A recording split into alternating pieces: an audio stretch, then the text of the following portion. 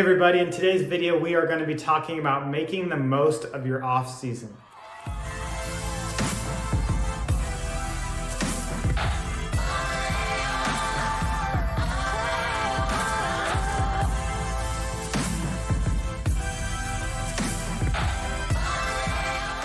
One to making a great off season is to first prioritize rest and recovery.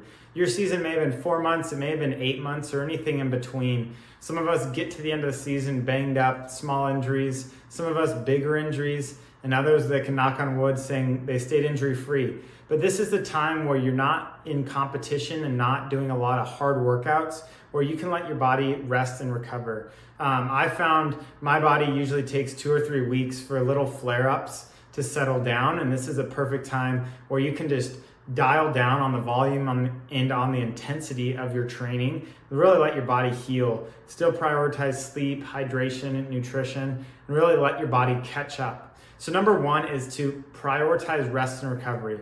Everybody's going to be a little bit different. Some people want to take a week off, some want to take a month off.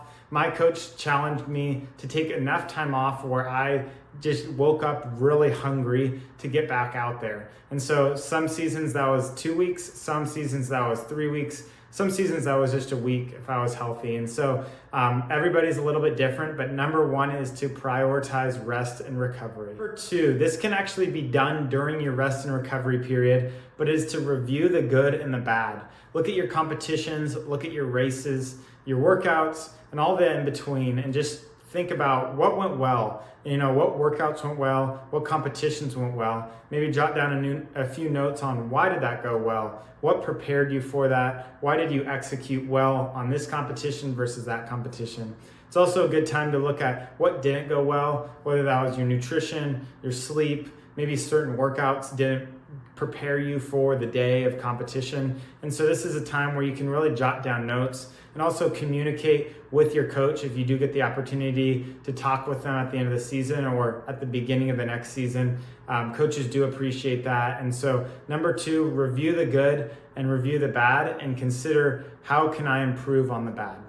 To making the most of your off season is to begin by building a strong foundation. Building a strong foundation involves being in the weight room, whether you're a distance runner, a soccer player, a softball player, or a gymnast. And so this is the time where you can really rebuild muscle, strengthen maybe the weaker areas that you noticed during your season, and also consider how can I prevent injury. So many of us have different sport-specific muscle groups that we're using, and so it's important to think about those muscle groups and build them up, because during season, many times I know as a distance runner, when you have competitions and workouts back to back to back, for months on end, you don't get to spend as much time in the weight room. And so this is a time where your volume and intensity is typically lower for a short period of time during the off season. And so spend time in the weight room, prioritize building muscles that matter to your sport, and just get ready for the season. So that's number three. Number four, to making the most of your off season is to set specific and measurable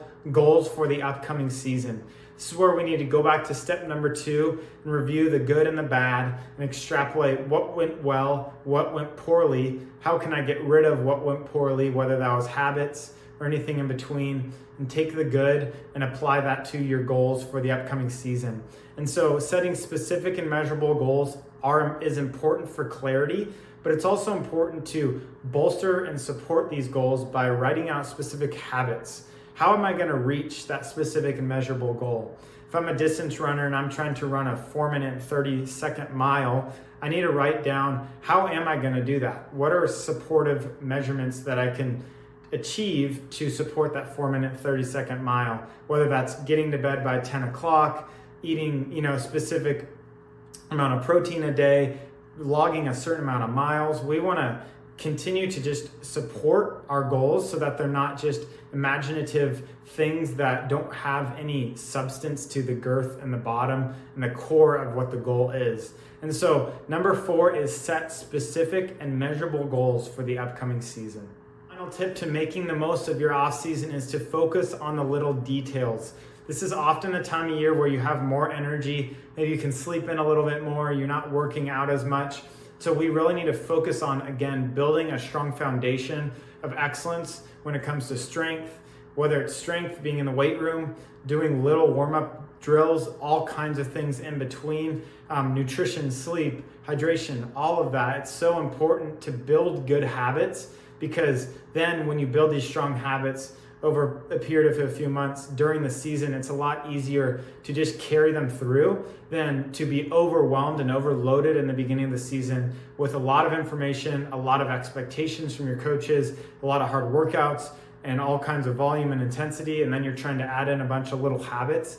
It can be just a recipe for disaster when it comes to stress management. And so I just encourage you, focus on the little details, doing things right. And as we have heard before, people say how you do some things or how you're going to do everything. And so really think about that. Focus on just building a strong foundation in the off season, resting and recovering, reviewing the bad and the good, building smart and specific measurable goals, and just focusing on the little details. So I hope this video was valuable to you guys, and we'll see you in the next one. Thank you.